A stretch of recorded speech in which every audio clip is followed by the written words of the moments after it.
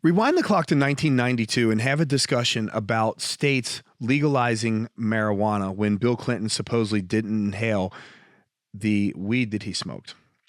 Fast forward the clock 30 years to modern day, and we're now having discussions about how ridiculous it is that states are not legalizing marijuana. My next guest on the show today is Dr. Carl Hart. He is a psychology professor at Columbia University, and he has extensively studied drugs and drug use. Now, I'm not just talking marijuana, we're also talking some of the harsher drugs like heroin, cocaine, crack, and he believes that his data shows that these drugs are not the villains that either the media or our preconceived notions about drugs make them out to be. Dr. Hart calls for the decriminalization of drugs across the board, and he cites countries that have been more progressive in this manner, like Portugal. Now, full disclaimer here, I've never done drugs. I've never had a sip of alcohol. I don't even put artificial sweeteners or colors or anything like that in my body. So when I read his book, Drug Use for Grownups, it really made me challenge my thought process and all the preconceived notions that I had concerning drugs. Quite frankly, it's kind of unusual. It's quite Franklin. Got it. Quite Franklin. Dr. Hart, how are you today, man? I'm good. How are you?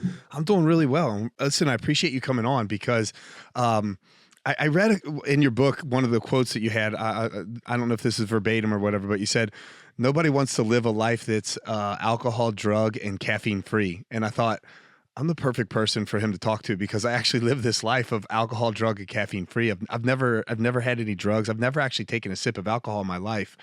And in reading your book, man, like this is obviously for a lot of people, this is a very progressive stance on what you're talking about. And you've really piqued my curiosity and made me question everything that I've ever thought about drugs in the US and like the narrative that we've been told, everything that you've talked about how the legislation in the country is set up, particularly with like racist nature in mind and stuff like that. And I'm completely engrossed in this book of yours, man. So first of all, I appreciate you kind of opening my eye to a new way of thinking. And yeah, man, I just, I really appreciate the time you talking to me today. Yeah, thank you. So the thing was not just alcohol or caffeine or nicotine. It was, the term was really drug free, you know, drugs make sure that we live longer without drugs. We would not have this long sort of life expectancy that we have today. So alcohol, nicotine, cocaine, all those things they are drugs, of course, but drugs include a broader range of things that people take in order to enhance life and functioning. Yeah, you know, because like on my side, I'm the kind of person when it comes to, like, for example, like foods, you know, I consider like sugar is probably one of the most addictive substances on the planet, right? And, you know, it's been like the dopamine hit that you get from sugar has oftentimes been compared to that similar of like, say, cocaine, for example. So I'm going to throw that out there. Like, this is something that people always say. Is this a true statement? No. Well, so when people talk about dopamine, they talk about dopamine like it only equates to pleasure, and that's limited. Dopamine is released when we are in some stressful situation, fear, anxiety, unpleasant sort of situations too, but we act as if dopamine is an indication of pleasure, and it's not, or some reward. It's not. It's just a neurotransmitter that has been correlated with pleasure, meaning that if you experience pleasure, you might see the dopamine increase, but there are all kinds of things going on also that we're not measuring with other neurotransmitters and other neurochemicals. And dopamine also is released when things are not pleasant. And so to focus on dopamine and say cocaine, you get a hit of dopamine from sugar like you would cocaine, that's naive. And that's actually, that's kind of bastardizing what we know about neurochemistry. Interesting. So, okay, so talking about dopamine, because I've always associated dopamine as the pleasure hormone in the brain. So there are times like you will experience a dopamine hit when you're not experiencing pleasure necessarily, stress, or for example, like if I'm in a fight, would I be able to experience dopamine? Well, I mean, there are enjoyable times in a fight. Granted, I get it. Like if I land a proper punch or something like that. But I mean, times when I'm in that stressful situation where I'm still experiencing dopamine in a situation like that. Oh, yeah, yeah. I mean, let's just think about you are having an unpleasant sort of argument with your significant other. I don't know, and it's intense, and that's not fun. Dopamine is increased. And so nobody would say that you're experiencing pleasure in that uncomfortable, unpleasant situation. So the sort of exclusive focus on dopamine and thinking that it's a measure of pleasure, that's just wrong. So, before you came on, I was actually having a chat with my producer, and we were talking about this. And we were talking about the fact that you, in your book, you stated that you're a casual heroin user.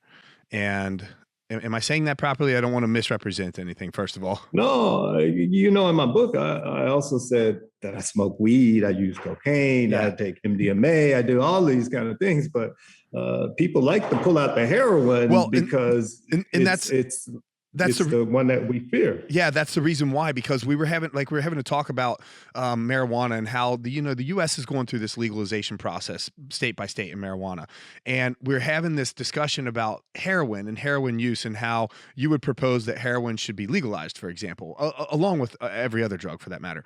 But it's kind of like to people who would be listening to this, it's a mind-blowing thing, particularly somebody like me, because like I said, coming from the reference point of I've never tried alcohol, I've never tried drugs, I've literally never had a sip of alcohol in my life. And so my thought process was, imagine if we were having this conversation, scratch the word heroin, rewind the clock 20 years, replace it with marijuana, and it would be the same ridiculousness of you get what I mean? Like it would sound just as ridiculous. You might remember when Bill Clinton was running for president, he said that he smoked weed and he got killed in '92, and then he walked it back and he said, "Well, I didn't inhale." Yeah, I remember. Because he got killed. Just saying that, acknowledging that he had smoked weed once. And so he had to be dishonest about it and say, "Oh, I didn't inhale though." And then you fast forward to 2007 when Barack Obama was running. They asked him about his weed smoking. He said, "Of course I smoke weed." Then they said, "Did you inhale?" And he said, "Well, that was the point."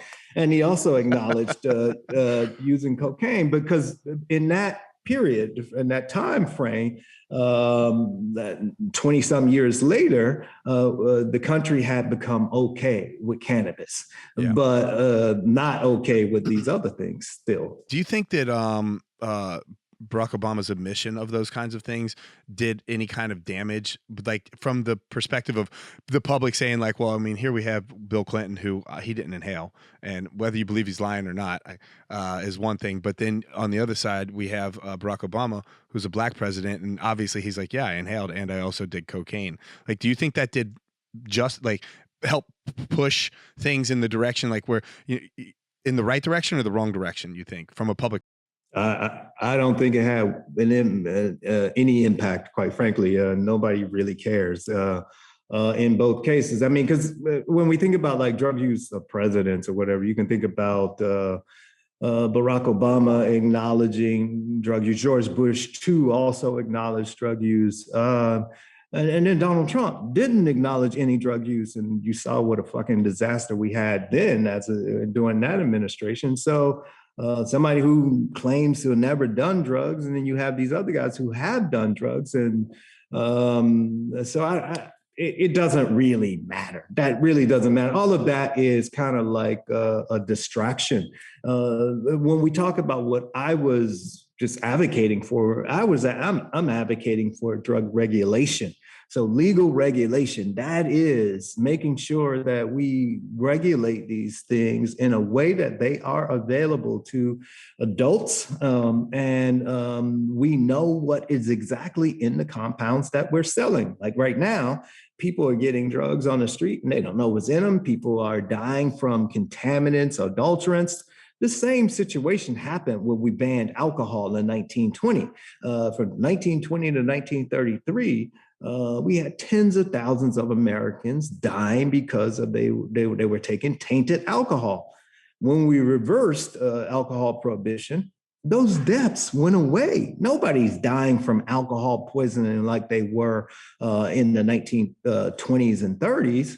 And that's all I'm arguing for. I'm trying to say, why not regulate this market such that people, at least people know what they're getting, and we have this basic level of quality control. When you talk about alcohol, I think on the opposite side of the equation, people would argue like, well, yeah, but we have legalized alcohol, and look at the number of, for example, alcohol-related driving deaths that we have a year. What would be your counter argument to that? I think I know what it's going to be. I know what I would say, but that's good that we look at those kind of things, because we want to make sure that people we keeping our society safe. The bottom line is this: is that life is not without risk. And so when we think about every year, 40,000 Americans lose their lives because of cars, automobiles.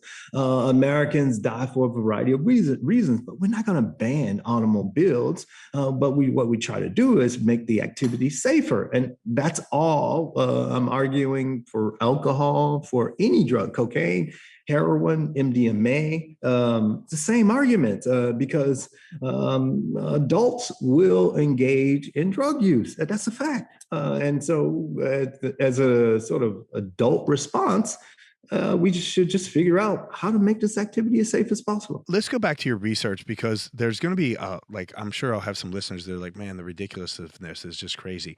Let's go back to your research, and let's talk about how some of your research findings have shown that things like, for example, heroin are not they shouldn't be as vilified as it has been in the media, or how it's not as addictive, it's not as destructive to the body.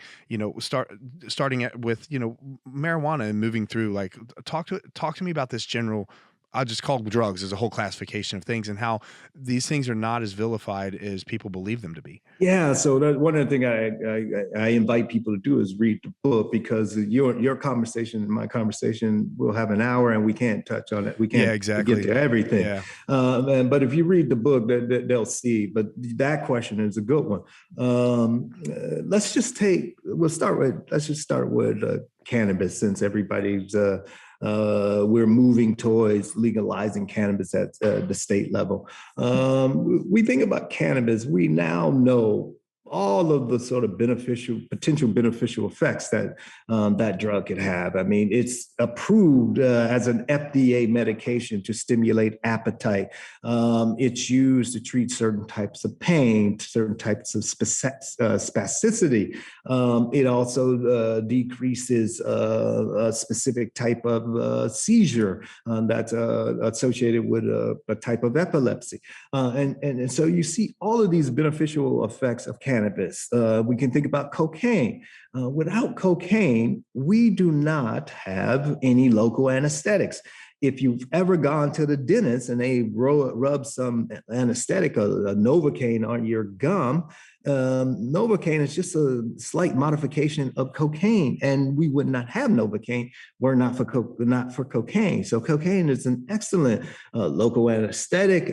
It also is a great vasoconstrictor. So when people do surgeries on like your nose, eye, small surgeries, they use cocaine to stop the bleeding. Its properties are outstanding for that. We can think about heroin. Heroin is an approved pain reliever in countries in Europe. It's great for treating moderate to severe pain. That's why it's approved. And heroin is essentially morphine. It's just morphine with two acid groups attached to it. Morphine, of course, is approved in the United States to treat moderate to severe pain. All of these drugs have some utility, and an added benefit, the ones I just described, they also increase euphoria, and they make people feel good. And feeling good, it's a good thing, not a bad thing. Yeah, but I mean, people that are listening to this that haven't read the book, because the book really will kind of at least open even if you're shut off to this kind of thinking, it will at least open your eyes to the possibility of moving in a more progressive manner. But people that are like, man, I mean, come on, heroin, like morphine. Imagine giving just the general population access to morphine whenever they want it. Like I can go to like a sanctuary center, so to speak, and I can safely,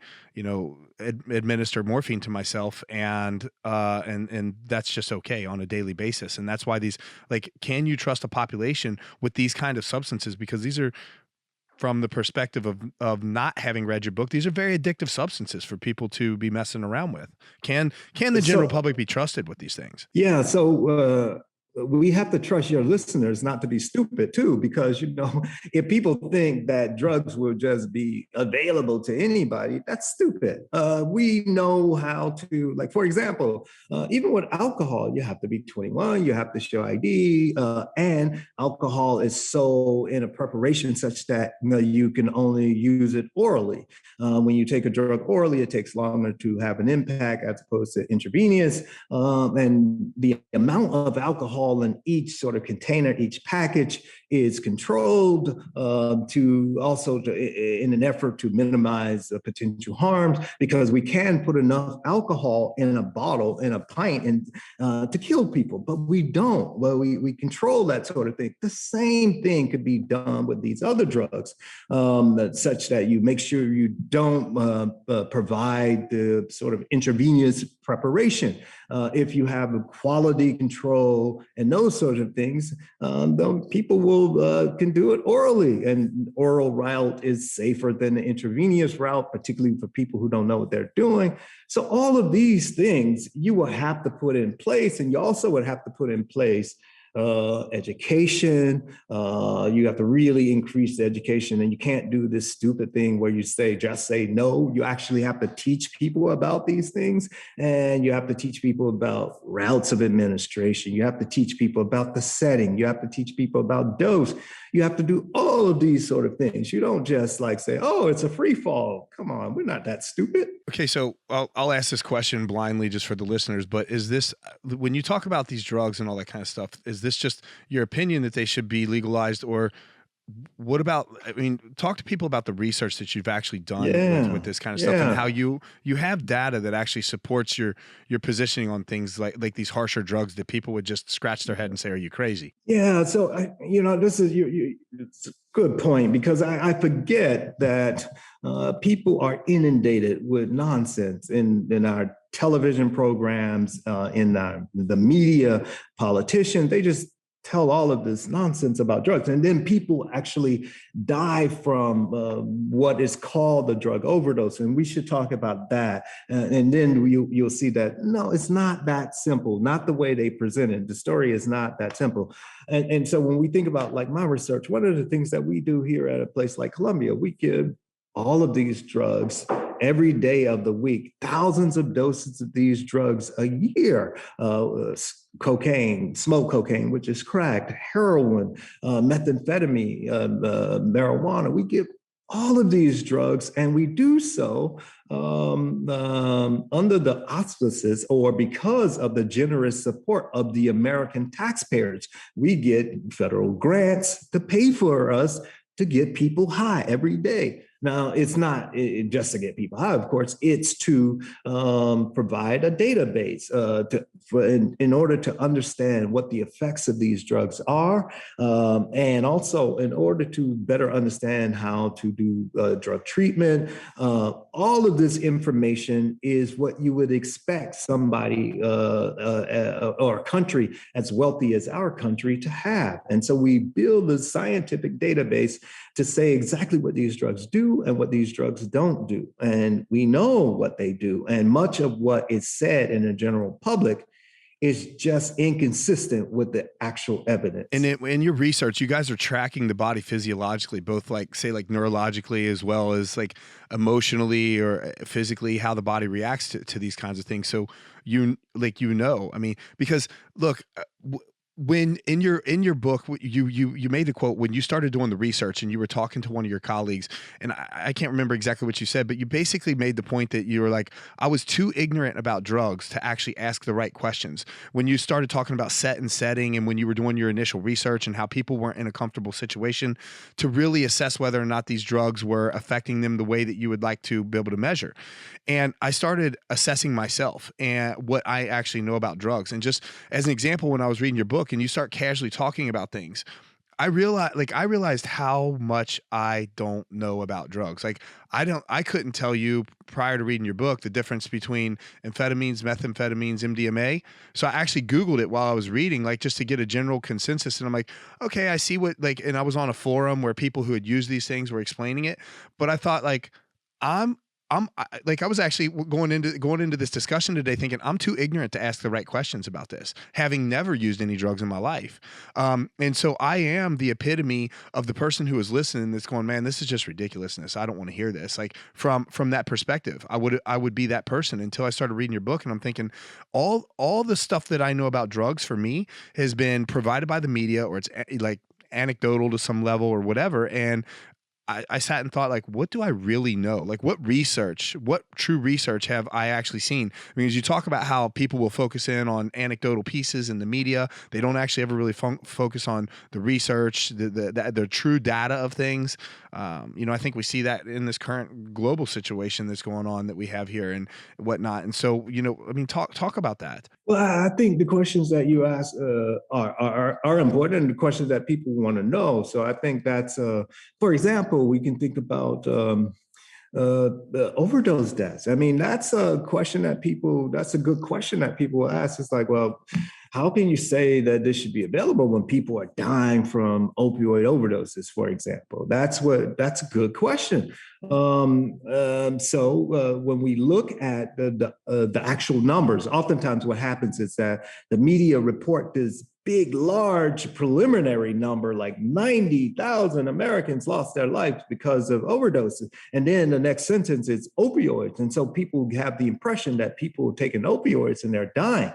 And then so you go into numbers and you look at the numbers and you say like, oh, when you actually look at when the end of the year numbers are added up, it's like, okay, it's 70,000, not 90,000, it's 70,000. But still, that's still a lot of people. And then you say, well, how many of those people actually had an opioid drug in their system when they died?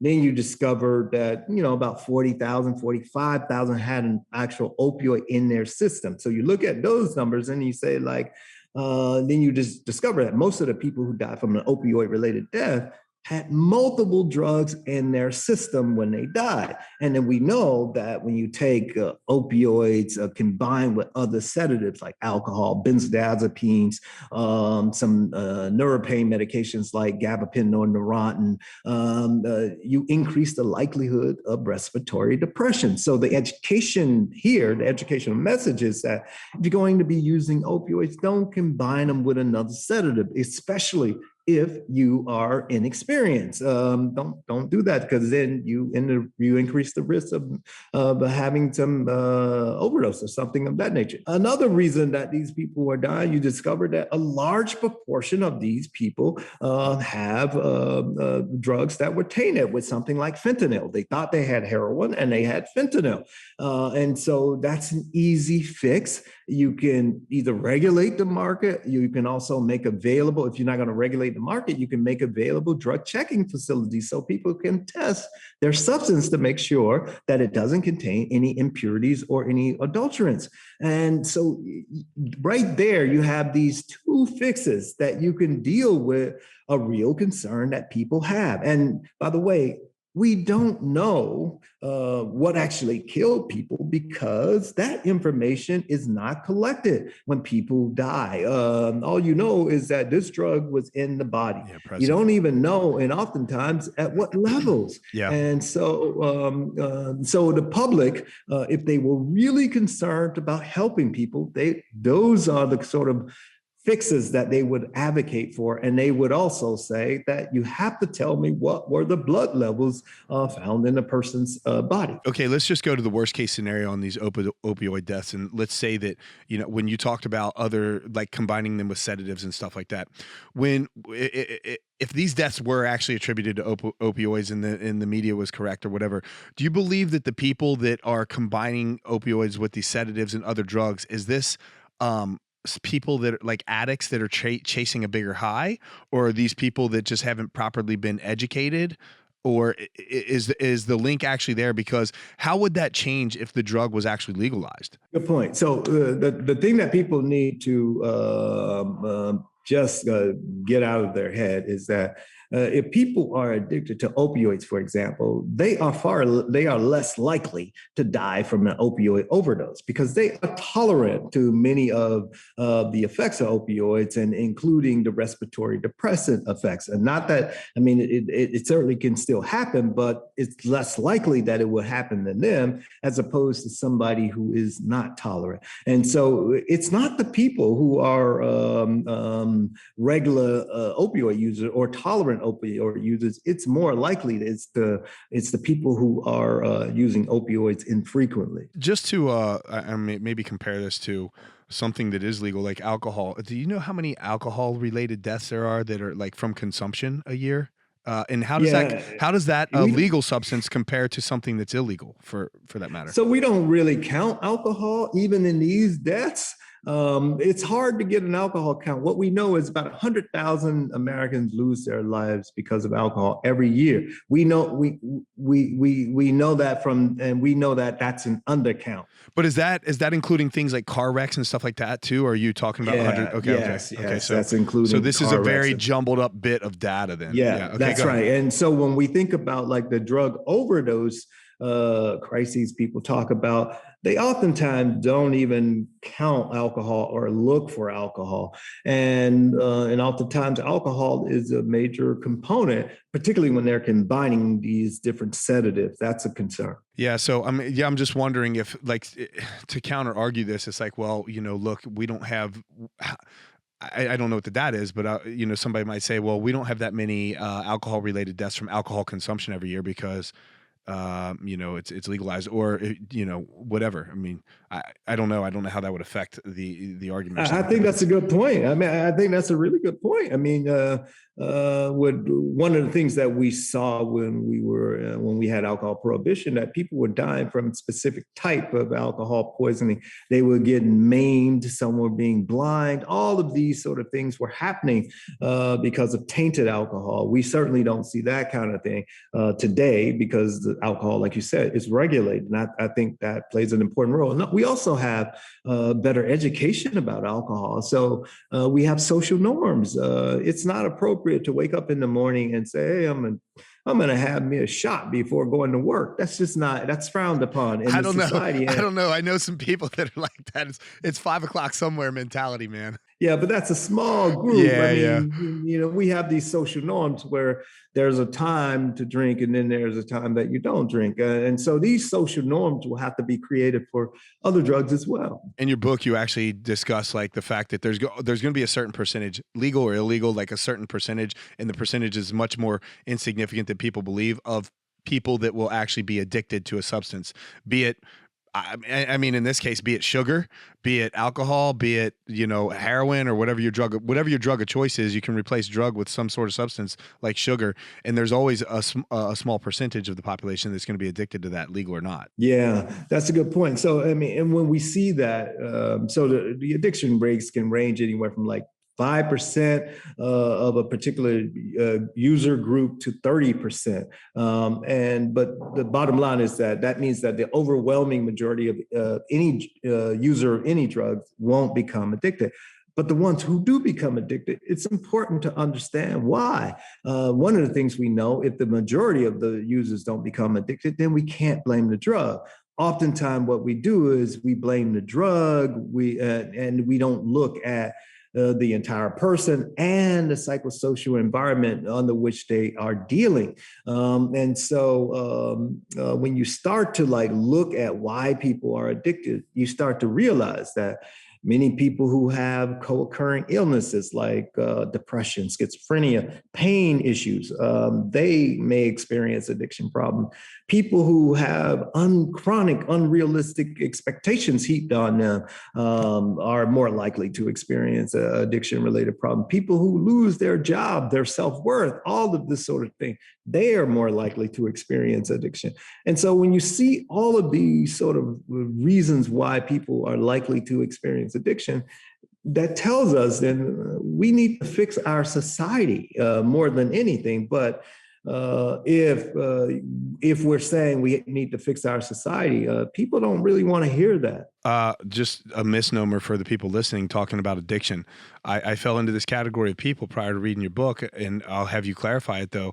If I was to take heroin one time, I wouldn't necessarily be addicted right off the bat, because that's kind of what's been portrayed in movies, media, any kind of media. Like, man, if I touch that stuff one time, I'm addicted, and then I have to go through a complete detox to get out of this situation. True or not true?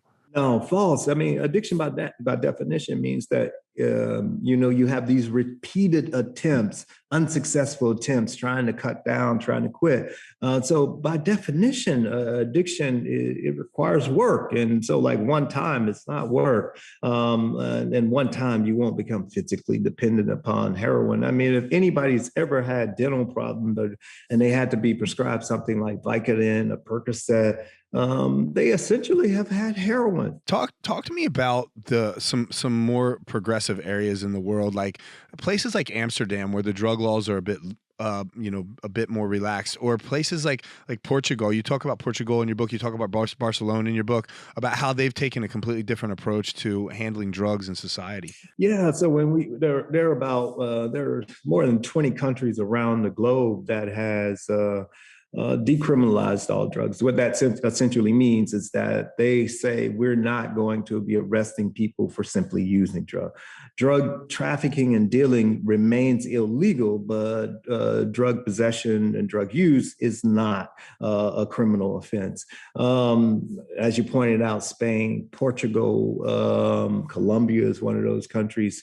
And those countries seem to care more about making sure that their citizens are safe. Those countries also have drug checking facilities where you can submit small samples of your drug to find out the chemical composition, to make sure that there are no adulterants or dangerous byproducts in your substance. And so that, combined with their laws, helps to make sure that they don't experience some overdose crises, or it helps to show that they care about keeping their citizens safe. We have tried to move to that sort of model in some states, like Portland or Oregon decriminalized all drugs last year. And so that's the first state to do it. I suspect some other states will follow suit, but the states that tend to do that have more progressive policies that focus on their population and keeping them safe tend to be homogenous. That is, they tend to be predominantly white. Yeah, so when you start to have racially diverse populations or states, that doesn't typically happen. And why do you believe that is in these more racially diverse states, that it doesn't happen? I think like in a place like Oregon, even Maine or Vermont, I think that we see the citizens as our brothers, sisters, children, people, our parents, people who are like us. And I think that's what happens. Whereas when you have racially diverse sort of states, I think that we see drug users as those people, and we have to go after those people, and that we don't see them like those are our children, those are our siblings, those are our people. You talk about the data of drug use across race in your book versus the data of incarceration rates related to drug use in the U.S., and it's actually staggering, the differences that you point out in the book.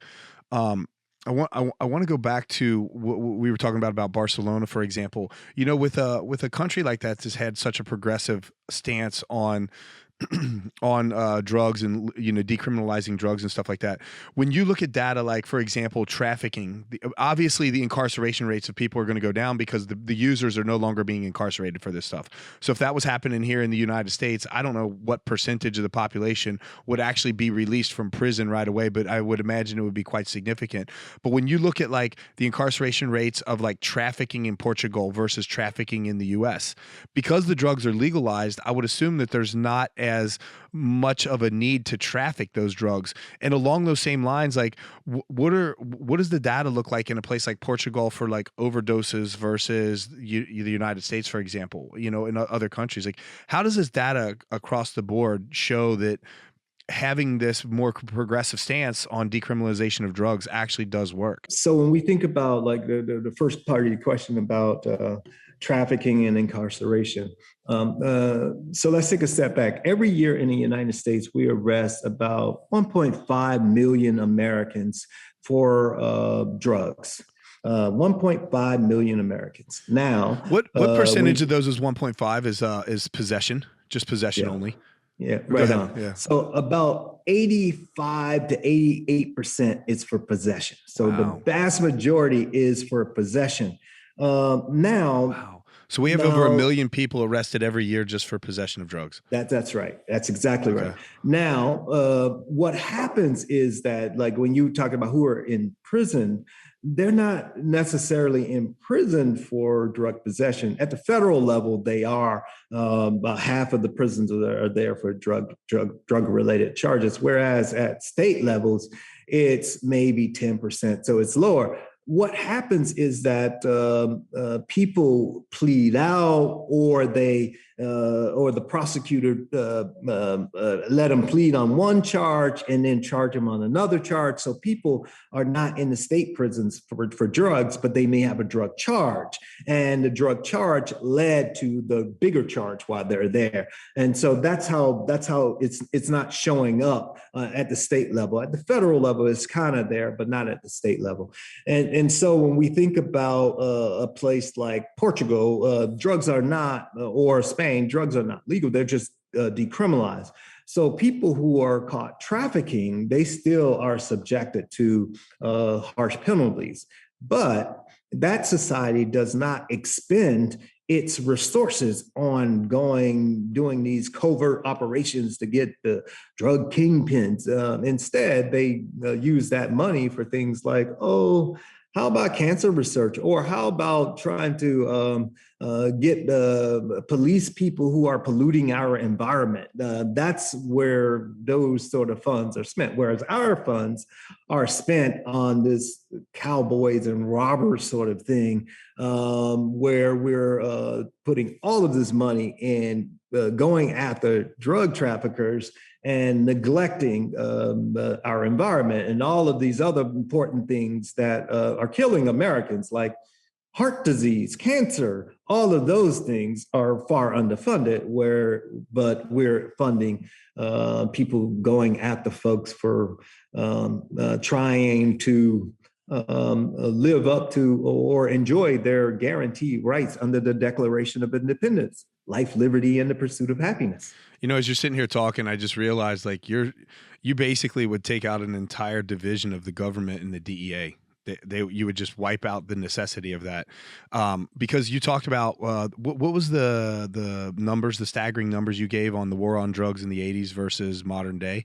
Like, what did we spend from a tax perspective? In 1980, we were spending about $1 billion in this sort of our drug control efforts. Right now, it's $40 billion. That's just what we kind of count, but there's far more money than that. And most of the money goes to like prison authorities, law enforcement.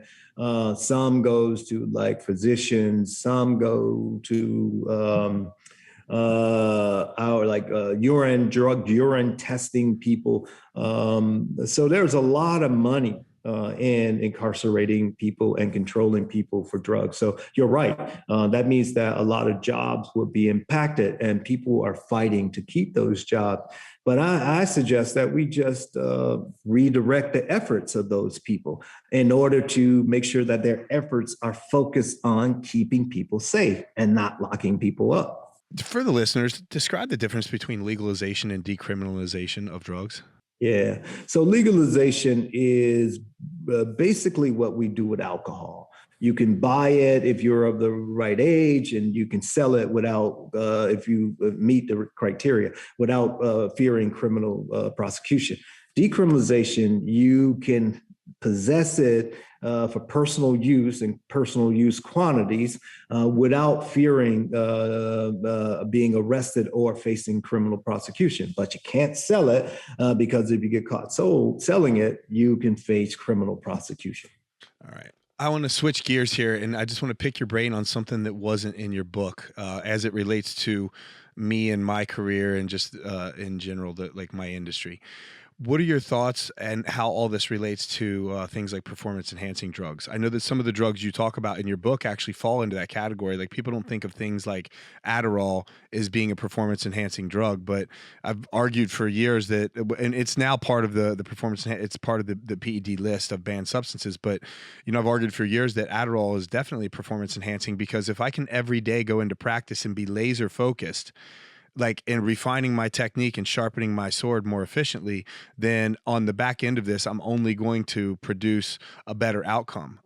You know, everything from the way that your brain can like neurologically fire off, perceive a punch coming at you, all this different kind of stuff, reading body language. These are important things for performance enhancing. So when people think of performance enhancing drugs, they typically think of, you know, anabolic steroids as that thing. But what are your thoughts on that? Because you didn't touch on any of that in the book, and just curious because that's the industry that you know, in athletics, that's a big thing. Well, I mean, like you point out, ask anybody who taken amphetamine, which Adderall is, whether or not it's a performance enhancing drug. Everybody knows that it is. I mean, we've known that forever. I mean, you might recall, I believe in 2006, when baseball came out with their new banned substance list. At the time, 2006, I think there was something like 3 players had a therapeutic exemption for amphetamines, Adderall, that is. And then when they banned it and put it on the list, that therapeutic exemption number went up to over 100. And so all of these players have been using amphetamines, and you can understand why. So amphetamine, that's the real sort of performance enhancing drug in baseball. Everybody knew that. So you're absolutely right. And so when we think about performance enhancing drugs, again, I'm consistent. I think that they should be regulated for sports as well, such that we know how much people are taking and that people are taking them in doses that enhance the likelihood that they're going to be safe and and minimize any potential harms associated with them. So I'm consistent across the board. If people want to take them, fine. Make sure that you have the proper medical sort of guidance to do so. Let me just counter this argument, and I want to see how you react to this. In baseball, it's great. You know, I mean, you remember the home run race with McGuire and Sosa, like those guys, like Barry Bonds. Like that was a great time in baseball before that the house of cards came crashing down, right? Like it was like, this is amazing. They're hitting 70 plus home runs a year. Like baseball's actually an exciting sport right now. It's one thing to take performance enhancing drugs when you are hitting a baseball and you're knocking it several feet past the fence, but when you're hitting a face, it takes on a different meaning, you know. And so when it comes to this, like these decriminalization of drugs, and particularly, you know, and I would still be all about decriminalization of those drugs, but as it applies to use in sport, it's like, well, now technically, it could be argued that I could be putting somebody's health, their life in danger, because I do have the ability to generate more force on things and things of that nature. So I don't know. What say you about that? No, it's a great point and issue. It's the one that we should be talking about more, because you might know, like in boxing, there were guys who were taking stimulants and other things that, I mean, I remember Aaron Pryor. I don't know if you remember. Cincinnati guy. Yeah, Aaron. I remember him. I'm from Cincinnati, buddy. Yeah. So Aaron Pryor was accused of taking things when he was fighting. And other people were too. And so the point that you make is that, well, what if you really harmed somebody because of that? You know, you're in a brutal sort of business. The people are getting harmed anyway, and people are aware of that. And so drugs certainly can enhance people's endurance, focus, stamina, all of those sort of things. And so that means that the people who are refereeing, judging, they have to make sure they do their job, because people, as you know, are dying in some cases and being injured badly in other cases, even when drugs are not involved.